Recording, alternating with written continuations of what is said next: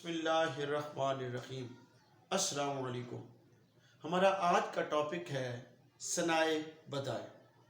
اردو زبان و ادب کے اشعار یا نثر کو سجانے کے لیے ہمارے قدیم اور جدید شعراء نے بہت سے وسائل کو بروئے کار لایا ہے۔ انہی میں سے ایک وسیلہ ثنائے بدائع ہے۔ ثنائے بدائع کس سے کہتے ہیں، آئیے سمجھتے ہیں۔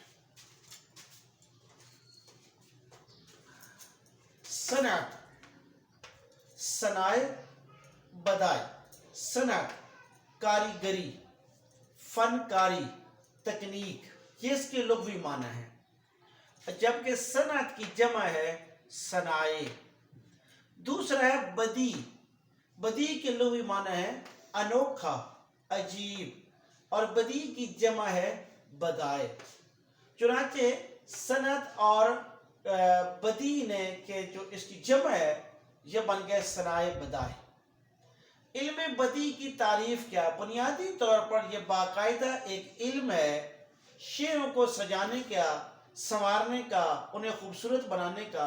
باقاعدہ طور پر اس کی جو محققین نے، ناقدین نے یا شاعروں نے اس کے لیے باقاعدہ تعریف وضع کی ہے، اس میں سے دو تعریفیں میں آپ کو پیش کرتا ہوں۔ یہ شعری تنقید کی ایک اصطلاح ہے۔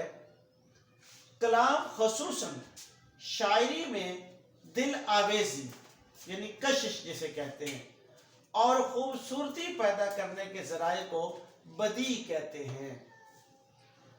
یہ ذرائع تخلیق شعر کے وہ ایجنٹ ہیں جو کلام کو خوشنما بناتے ہیں اور ذوق سلیم کے لیے نہایت خوشگوار اثر چھوڑتے ہیں۔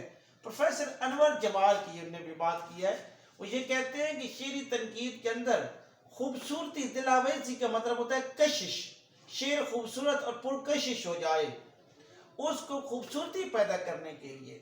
اسی طریقے سے خوشنما شعر کا ہو جانا اور ذوق سلیم، اچھا شوق رکھنے والے لوگ جو چنیدہ شعروں کو پسند کرتے ہیں، جو منتخب کلام کو پڑھ سکتے ہیں اور جن کو پسند ہوتا ہے۔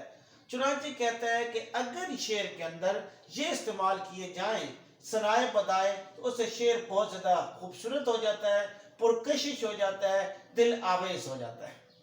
اس کے بعد اگلی جو تعریف کی ہے پروفیسر مسعود حسن رضوی ادیب نے، وہ کہتے ہیں کلام میں کوئی ایسا انتظام کرنا جو ادائے مطلب کے لیے ضروری نہ ہو مگر تزئین کلام یعنی سجاوٹ، کلام کی سجاوٹ کے لیے، کلام کی خوبصورتی کے لیے تزئین کلام کا فائدہ دے، اسے اصطلاح میں صنعت کہتے ہیں، اسے صنعت کہلاتا ہے۔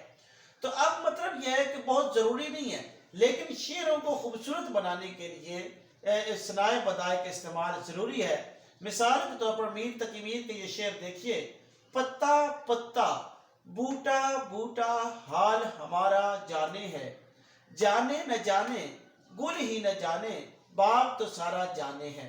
اب آپ دیکھیں ایک دفعہ اگر پتا استعمال ہوتا یا ایک دفعہ بوٹا استعمال ہوتا یا ایک دفعہ جانے استعمال ہوتا تو اس سے وہ حاظ اور لطف کشید نہ کیا جا سکتا جو اس کے اندر ایک خاص ردم پیدا ہو گیا ہے۔ تو اس میں صنعت تکرار استعمال ہوئی ہے۔ اس کے علاوہ صنعت مرات النظیر استعمال ہوئی ہے۔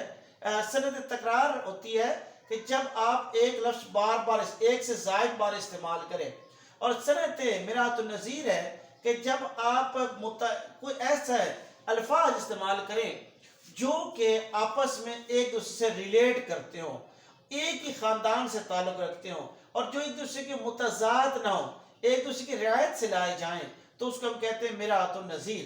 آگے میں ون بائی ون جو ہے آپ کو اس حوالے سے گائیڈ کروں گا انشاءاللہ، اور جو آگے ہماری اگلی آنے والی ویڈیوز ہیں اس میں آپ کو بتاؤں تمام جتنے صنعتیں ہیں وہ ساری میں انشاءاللہ ڈسکس کروں گا۔ صرف آج یہ بتانا مقصود تھا کہ ہم ایک نیا ٹاپک شروع کر رہے ہیں، ثنائے بدائع۔ یہ خاص طور پر سیکنڈ ایئر کے اور بی ایس کے جو اسٹوڈنٹس ہیں اردو کے، ان کے لیے اہمیت کا حامل ٹاپک ہے، اس سے میں نے آپ کے سامنے پیش کیا۔ آپ سب کا شکریہ۔ میرے چینل کو زیادہ سے زیادہ شیئر کریں اور سبسکرائب کریں تاکہ یہ نالج بہت سے لوگوں تک پہنچ سکے. شکریہ.